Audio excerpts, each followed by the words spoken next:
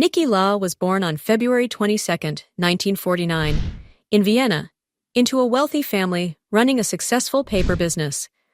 From a young age, the expectation was clear. He would follow the family path and inherit the business. Yet Niki was drawn to a different kind of thrill, one measured in speed, risk, and adrenaline. At 18, defying his family's wishes, he secretly purchased a red Mini Cooper with the help of a loan from his grandmother and began racing in the Austrian hills under a pseudonym. He kept his pursuits hidden from his father, knowing that discovery would spark anger and punishment. It wasn't long before his secret was exposed. In December 1967, a crash into a guardrail left more than just a broken headlamp. It alerted his grandfather, Hans Lauda, to his rebellious ambitions. Hans threatened to cut him off from the family fortune if he continued racing. But Niki remained resolute. He famously claimed that no balance sheet could replicate the thrill of the stopwatch, prioritizing passion over wealth. By the time he finished school, Niki had competed in 18 races, won 2, broken his nose, and created an unbridgeable rift with his family. Determined to pursue his dreams, Niki took risks most would consider reckless. At 19, he secured a massive bank loan using his life insurance policy, around $525,000 in today's terms, to buy a Formula 5 car and begin racing professionally. In one audacious move, he even forged his father's signature. The public soon learned of his defiance when he finished third at Aspern on April 12, 1969. 1 week later, his grandfather cut him out of the family trust entirely. Forced to survive on his own, Niki moved into a tiny basement apartment, living off canned food, while selling race photos on the streets of Vienna. He even found humor in the bank's ominous L.A., recoverable only if alive file, joking that it made him drive more carefully until he repaid the debt. His early professional racing career was defined by a combination of extreme danger, relentless learning, and unwavering determination. Niki's debut at the Nürburgring Nordschleife, widely regarded as one of the world's deadliest tracks, ended with a serious crash. Despite a broken nose, he refused hospital treatment, masking the injury from his family while recording the crash speed in his helmet, already plotting to surpass it. This early encounter with danger didn't instill fear. Instead, it taught him to calculate risk with precision. Niki Lauda, even in his youth, had begun to earn a reputation for combining raw courage with meticulous strategy, a precursor to the legendary career that lay ahead. After surviving the dangerous early races in Austria, Niki Lauda's career advanced rapidly, fueled by determination and a willingness to take extreme risks. In 1970, he secured another loan and joined the British Formula 3 team, McNamara. His approach was unusual, almost surgical, calculated and analytical. During a practice run, an on-track incident left him angry enough to deliberately collide with a rival's car traveling at 160 kilometers per h. Though officials initially sought to ban him, Niki's meticulous film evidence proved the other driver had moved illegally, saving his racing license. From then on, he was nicknamed the Computer, a testament to his ability to stay calm, analyze situations, and defend his actions with precise reasoning. Even Bernie Ecclestone, the influential team boss, jokingly remarked that Niki would crash into his own mother if it meant saving time on the track. His growing reputation drew sponsorships, including a $5,000 deal from Marlboro, enough to partially pay off his debt, and established him as a racer who combined fearless aggression with sharp intelligence.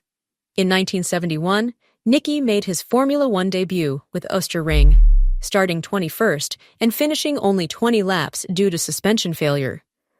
Though he didn't win, the experience was invaluable, giving him first-hand exposure to the elite level of the sport. The following year brought frustration.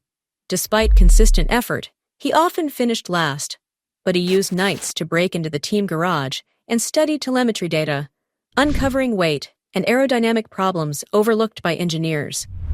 His keen observations forced the team to revert to an older car model, cementing his reputation as a driver whose insight, was as valuable as his speed. By 1973, Niki had moved to BRM, taking yet another loan backed by his life insurance and future salary. He uncovered financial mismanagement within the team, risking his seat to confront the team boss. When his teammate leaked the evidence to the Italian press, the act of honesty caught Enzo Ferrari's attention. Niki's combination of fearlessness and strategic thinking made him a perfect fit for Ferrari, who offered him a seat in 1974, despite his modest Formula One record. At Ferrari, Niki immediately made an impact, working with designer Mauro Forgieri to rebuild the car's cockpit and radiator setup. His relentless dedication at the Fiorano test track over the winter transformed a struggling Ferrari team into a competitive force. The results were immediate. On April 28, 1974, Niki claimed his first Formula One victory at the Spanish Grand Prix. Despite an early setback in wet conditions, a flawless dry pit stop and relentless determination put him back in the lead. He followed up with another win at Zandvoort, secured 9 pole positions, and propelled Ferrari from mediocrity to front-runner status. His driving style, meticulous, patient, yet aggressive when needed, was perfectly matched to the Ferrari 312T, a car that combined reliability with innovative engineering. Lauda's rise was marked not just by victories, but by his ability to push both his limits and those of the machinery around him, creating a formula for success that few could rival. By 1975, Niki Lauda had established himself as a fearless, calculated driver, capable of dominating any track. That year, he led Ferrari to its first Monaco Grand Prix victory in 20 years, navigating a treacherous wet circuit with precision. His ability to remain calm amid chaos became his hallmark. Races across Europe showed not only his talent, but also the growing dangers of Formula One racing.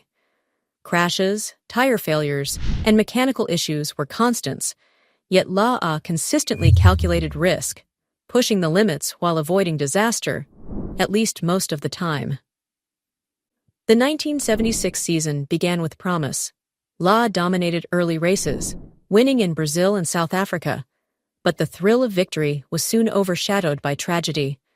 Ferrari's new engines proved unreliable, leading to mechanical failures and mounting tension with team management. Lauda, unafraid to speak the truth, criticized the engines publicly, infuriating Enzo Ferrari. Yet his honesty underscored a central theme of his career: Lauda's commitment to safety, precision, and accountability, even at personal risk. On July 26, 1976, he publicly warned fellow drivers about the Nürburgring, calling it a death trap due to inadequate safety measures. Despite his warnings, 24 of 25 drivers voted to race. Hours later, his fears were realized. On August 1st, during the German Grand Prix, Lauda's Ferrari crashed at the Berg corner. The car erupted into flames, trapping him inside for 55 seconds. His helmet had loosened, exposing his face to fire. Toxic smoke burned his lungs, and his suit melted to his body. 4 drivers, Arturo Mazzario, Brett Lunger, Guy Edwards, and Harold Ertl, risked their lives to pull him from the inferno. Lauda emerged severely burned, his face unrecognizable, and was immediately given last rites. Doctors feared he would not survive. Remarkably, Niki refused painkillers, enduring excruciating treatment to keep his mind clear, believing that mental sharpness was crucial to returning to racing. His determination to survive and maintain control became legendary. Just 33 days later, still bandaged and weakened, he secretly drove a Ferrari at Fiorano, testing his limits. By September 12, 1976, he returned to the track at Monza, finishing 4th despite fresh wounds and blood-soaked gear. His comeback stunned the world, highlighting not just courage, but an obsession with defying death itself. Behind the scenes, the crash exacted a heavy toll on Lauda's personal life. His marriage to Marlene suffered, haunted by physical and emotional scars. Panic attacks and flashbacks plagued him during races, forcing a reckoning between life and career. The 1976 season ended with the Japanese Grand Prix, where Lauda withdrew from a rain-soaked race, prioritizing survival over the championship. Though Ferrari and the press condemned him, Lauda's decision embodied his philosophy. Calculated risk and survival always outweigh glory. After the harrowing events of 1976, Niki Lauda's career took new directions, balancing racing, business, and personal recovery. Despite claiming his second Formula One championship in 1977, his relationship with Ferrari had irreparably fractured. By mid-September, Lauda departed the team, replaced by a promising young Canadian driver. Undeterred, he joined Brabham in 1978 under Bernie Ecclestone, but struggled with underperforming cars, claiming only 2 wins. By 1979, frustrated with the cyclical nature of racing, Lauda retired mid-season, declaring, "I've had enough driving around in circles," and turned his focus to aviation, founding Lauda Air. His airline grew rapidly, demonstrating Lauda's ability to pivot from high-speed tracks to high-stakes business ventures. Tragedy struck again in 1991, when Lauda Air Flight 004 crashed in Thailand, killing 223 people. True to his meticulous nature, Lauda personally investigated the incident, running 15 simulator tests to confirm the scenario.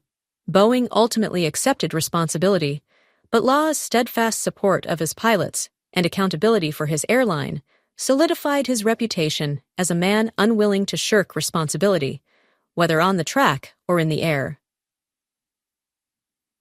In 1982, after a 3-year hiatus, Lauda returned to Formula One with McLaren, commanding a record $3 million annual salary. He quickly asserted his presence, leading a driver strike over unfair contracts and winning the Long Beach Grand Prix in just his 3rd race back. This comeback set the stage for his 3rd World Championship in 1984, narrowly defeating teammate Alain Prost by half a point, the closest margin in F1 history. Lauda's meticulous strategy, combined with psychological resilience, turned his past injuries and scars into sources of strength. His iconic red cap, worn to conceal his burn scars, evolved into a lucrative brand, earning over $1 million annually from sponsorships. Yet the long-term effects of the Nürburgring fire continued to haunt him. Lauda underwent 2 kidney transplants in 1997 and 2005, and in 2018 faced a life-threatening lung infection while on vacation in Ibiza, requiring a double lung transplant. Though he survived, the grueling recovery weakened him further, and he spent months isolated, dependent on dialysis and anti-rejection medications. On May 20, 2019, Niki Lauda passed away at age 70, his body ultimately succumbing to organ failure exacerbated by decades of injuries and medical treatments. His life was a relentless pursuit of speed, excellence, and integrity, shaped by near-death experiences that defined his career and character. Niki Lauda was more than a racing legend. He was a testament to resilience, courage, and the human capacity to turn trauma into triumph. Formula One lost one of its toughest warriors, a man who raced not only against opponents, but against fate itself.